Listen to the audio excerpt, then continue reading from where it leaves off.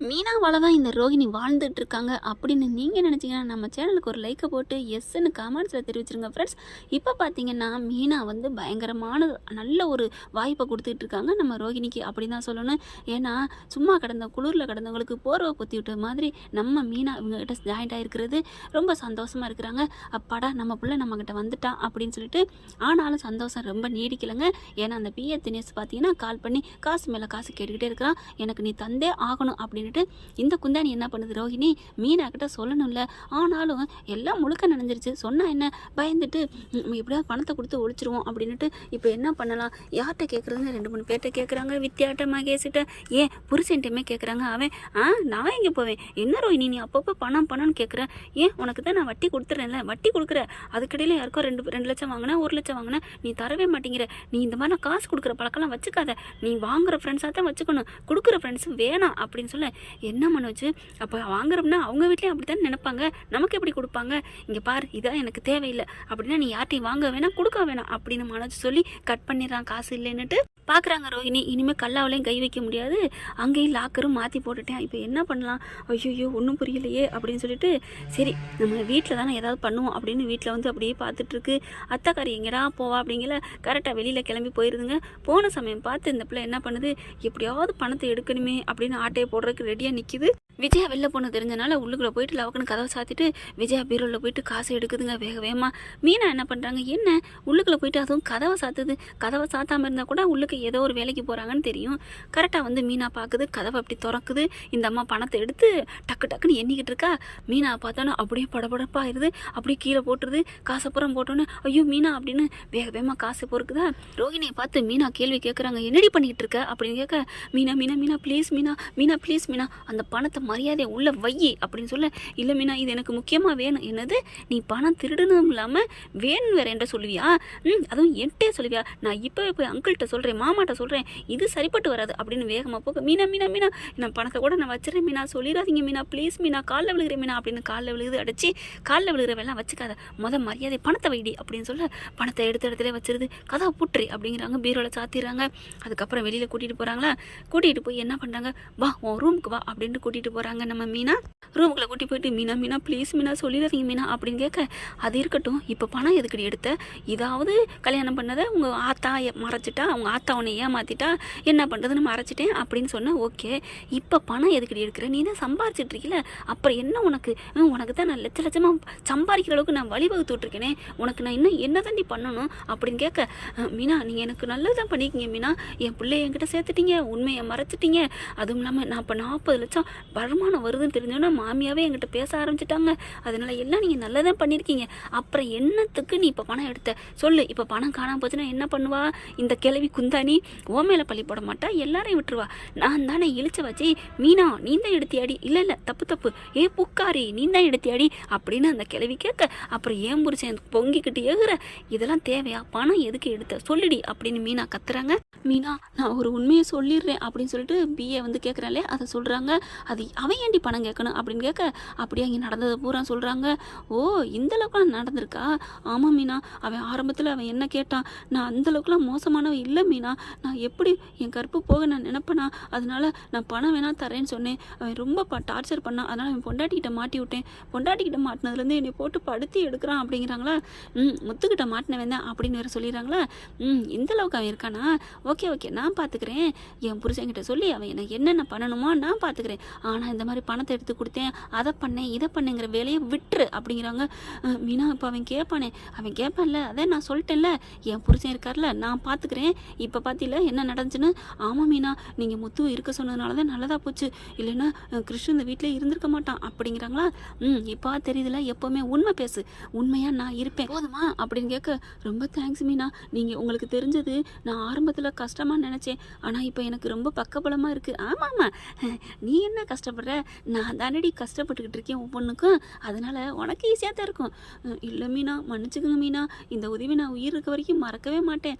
இங்கே பாரு இனிமேல் பொய் பேசுகிறது, இன்னும் பிரார்த்தனம் பண்ணுறது, இந்த உண்மை தெரிஞ்சு போயிட்டா என்ன பண்ணுறது அப்படிங்கிறதுக்காண்டி ஒரு தப்பை மறைக்க இன்னொரு தப்புக்கு மேலே தப்பு 1000 தப்பு பண்ணாதடி சரியா அப்படின்னு சொல்ல. சரிங்க மீனா ரொம்ப தேங்க்ஸ் மீனா அப்படிங்கிறாங்க. ஐயோ இப்போ அவன் ஃபோன் எடுத்தால் இப்போதைக்கு பேசாத, நான் ஐடியா பண்ணிவிட்டு உனக்கு அப்புறம் சொல்கிறேன் அப்படிங்கிறாங்க மீனா. தேங்க்ஸ் மீனா அப்படின்னு சொல்லிடுறாங்க. அடுத்து பார்த்தா பார்த்தா ரோகிணி அப்படின்னு குரல். ஐயோ அத்தை வந்துட்டாங்க, இப்போ நீங்கள் இந்த ரூம்குள்ளே வந்து தெரிஞ்சால் என்னை திட்டுவாங்களே, ஐயோ அப்படிங்கிற. சரி நான் ஒளிஞ்சிக்கிறேன், என்ன பண்ணுறது, உங்களோட சேர்ந்து நானும் பொய்க்காரி ஆயிட்டேன் அப்படின்னு ரூம்குள்ளே அப்படி கதவுக்குள்ளே ஒளிஞ்சிக்கிறாங்க. விஜயாவும் வந்துடுறாங்க. வந்த கையோட மீனா எங்க, கொஞ்சம் டீ போட்டு கொடு அப்படின்னு கேட்க, என்ன ஆண்டி போயிட்டு வந்துட்டீங்க? இல்லை போனேன், நான் வந்துட்டேன், அங்கே நடக்கிறதெல்லாம் நல்லாவா இருக்குது, அது கதை பேசுகிறதும் கூத்தடிக்கிறதும் ஐயா அப்படிங்கிறாங்க. அதாவது பார்வதி வீட்டுக்கு போனாங்க இல்லையா, அது போன கையோட ரொம்ப பிடிக்கல, 2 சண்டை போட்டுட்டு வந்துட்டாங்க, எனக்கு தலை வலிக்குது, எனக்கு டீ வேணும் அப்படின்ட்டு போய் சேரில் உட்காடுறாங்க. டிவியை சவுண்டு வச்சு கிருஷி பார்த்துட்டு இருக்கான். இவனை கொண்டாந்து ஊரில் போனதெல்லாம் இங்கே தெருவில் போனதெல்லாம் வீட்டில் கொண்டாந்து வச்சுட்டு டே சவுண்டை குறடா அப்படிங்கிறாங்க. மீனா மீனா டீ போட்டு கொண்டா அப்படின்னு கேட்க, அப்படியே ரோஹிணி என்ன பண்ணுது, அப்படியே மறைச்சிக்கிறது. மீனா வந்து அப்படியே மெல்ல போயிட்டு கிச்சனுக்கு போயிருதா. இந்த போட்டு வரேன் ஆண்டி அப்படின்னு மீனா டீ போட போகிறாங்க.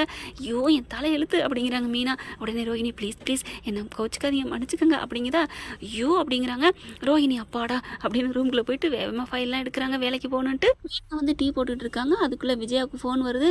அப்படி என்ன பண்ணுறாங்க, ஃபோன் எடுத்து சொல்லுங்க அப்படின்னு சொல்லி பேசிகிட்டு இருக்காங்களா. ஓ அப்படியா, நான் அந்த பார்த்துட்டு சொல்கிறேன் அப்படின்னு அந்த சேர்லேயே ஃபோனை வச்சுட்டு பீரோலுக்கு எடுக்க போயிடுறாங்க. ஏதோ ஃபைல் பார்க்க போயிடுறாங்களா. தன்னோட ரூமுக்கு போன கையோட என்ன பண்ணுறாங்க, ரிமோட் அங்கே தான் இருக்குது. இந்த பையன் என்ன பண்ணுறான், அப்பாடா வச்சுட்டு போயிட்டாங்க பாட்டி அப்படின்னு அந்த சேர்லேயே உட்காந்துக்கிட்டு அந்த ரிமோட் எடுத்துகிட்டு டிவி பார்க்க கரெக்டாக பார்த்துக்கிட்டு இருக்கான். அங்கேருந்து வர்றாங்களா குந்தானி. வந்தக்கிட்டு டேய் என்னடா பண்ணுற அப்படின்னு கேட்க, அம்மாடி அப்படின்னு சொல்லிட்டு வேகமாக அப்படி திரும்புகிறான். விஜயாவோட ஃபோனு கீழே விழுந்துருதுங்க. ஐயோ என் ஃபோனை உடச்சிட்டானே அப்படின்னு சொல்ல, பாட்டி நான் உடைக்கல பாட்டி அப்படின்னு கேட்கையில பட்டுன்னு அடிக்கிறாங்க. இறங்குடா இறங்கு அப்படின்னு சொல்ல, பாட்டி நான் பயத்தில் வேணாலும் இறங்க முடியலை, இறங்குறியா இல்லையா அப்படின்னு போட்டு இழுத்து கீழே அடித்து தள்ளி விட்டுறாங்க. என் ஃபோன் உடஞ்சி போச்சு, கண்ணாடி உடஞ்சி போச்சு, டிஸ்பிளே போச்சு அப்படி இப்படின்னு அப்படி கத்துறாங்க. அப்போ மீனாவும் வந்துடுது, ரோகிணி வந்துடுறாங்க. அண்ணாமலை வெளியில் போனவர் வந்துடுறாரு. என்ன விஜயா ஒரே சத்தம் தெரு வரைக்கும் கேட்குது அப்படின்னு கேட்க, இதோ இந்த பையன் நீங்கள் கூட்டாந்து வச்சிருக்கீங்களே என் செல்லை போட்டு உடச்சிட்டான் அப்படின்னு சொல்ல, ஐயோ பாட்டி நான் உடைக்கல, நீங்கள் கத்தவும் நான் பயத்தில் தட்டி விட்டுட்டேன், நானா தள்ளலை அப்படின்னு சொல்ல, ஓ நான் கத்துறேனா நீ வேற சொல்வியா அப்படின்னு அடிக்க போகிறாங்க. மீனா உடனே பையனை பிடிச்சி இழுத்துக்கிறாங்க. இங்கே பாருங்க அவ்வளோதான் உங்களுக்கு, அந்த பச்சை பையன் என்ன பண்ணா, அவனை போட்டு இதெல்லாம் பண்ணுறீங்க அப்படின்னு சொல்லிட்டு பயங்கரமாக திட்ட, என்னடி நீயே ஒரு ஒண்டு கட்ட ஓசி சோறு, இதில் வேற அவனுக்கு வேற சப்போர்ட் பண்ணுறியா, யார் ஓசி சோறு யாரு இது அப்படின்னு சொல்லிட்டு வேகமாக கத்திக்கிட்டு முத்து வராரு. இவன் வந்துட்டானா அப்படின்னு பார்க்க, என்னம்மா நினச்சிட்டு இருக்கீங்க, என்னாச்சு மீனா அப்படிங்கல. மீனா நடந்ததை சொல்கிறாங்க.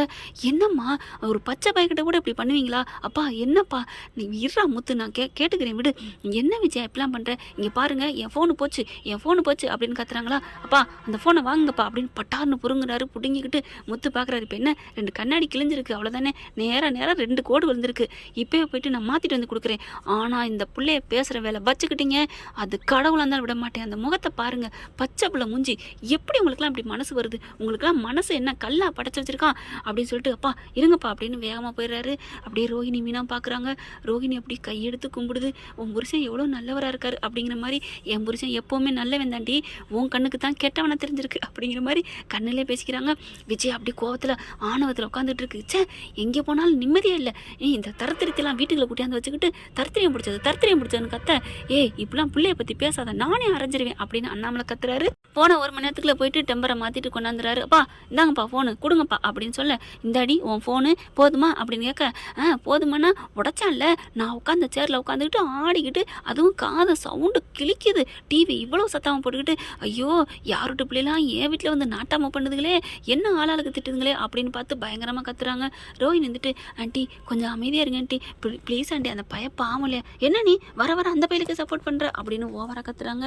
மீனா பார்க்குறாங்க, இதெல்லாம் திருந்தாத ஜென்மம் அப்படின்ட்டு, வாடா கிருஷ்ண என்கிட்ட வா, நான் ஆண்டி இருக்கேன் அப்படின்னு கூட்டிக்கொண்டே உட்கார வச்சுட்டு, இரு உனக்கு நான் ஐஸ்கிரீம் வாங்கிட்டு வந்திருக்கேன் தாரேன் அப்படின்ட்டு வேகமாக ஃப்ரிட்ஜில் போய் எடுத்து வந்து கொடுக்குறாங்க. தேங்க்ஸ் ஆண்டி அப்படிங்கிறாங்களா. பாட்டி ஏதோ புரியாமல் பேசுது, நீ எதுவும் நினைக்காத அப்படின்னு சொல்லி சமாதானப்படுத்துகிறாங்க. ரோஹிணி அப்படியே கையெடுத்து நன்றி சொல்லிட்டு போகிறாங்களா. முத்து பார்த்துடுறாரு. இந்த பிள்ளை ஏன் உனக்கு நன்றி சொல்கிற மாதிரி கையெடுத்து கும்பிடுது, இல்லை அது என்னமோ தெரில, அவங்க இப்போலாம் வர இறக்கம் காட்டுறாங்க, அதாவது பிள்ளைங்க மேலே பாசம் காட்டினா தனக்கு கரு உருவாகாமே, அதனால இந்த பிள்ளை மேலே பாசம் காட்டுறாங்க அப்படின்னு சொல்லி சமாளிக்கிறாங்க. பாவம் அம்மா சொன்ன மாதிரி மீனா ரொம்ப நல்லவங்களா இருக்காங்கல்ல அப்படின்னு இப்போ தாங்க மனசார ரோஹிணி திருந்தது. ரோஹிணி திருந்துனா நல்லா தான் இருக்கும். பார்க்கலாம் ஃப்ரெண்ட்ஸ் என்ன நடக்க போகுதுன்னு. இந்த பதிவு உங்களுக்கு பிடிச்சிருந்துச்சுன்னா உங்கள் பொண்ணான கையில் ஒரு லைக்கை போட்டு சப்ஸ்கிரைப் பண்ணிடுங்க. Thank you friends.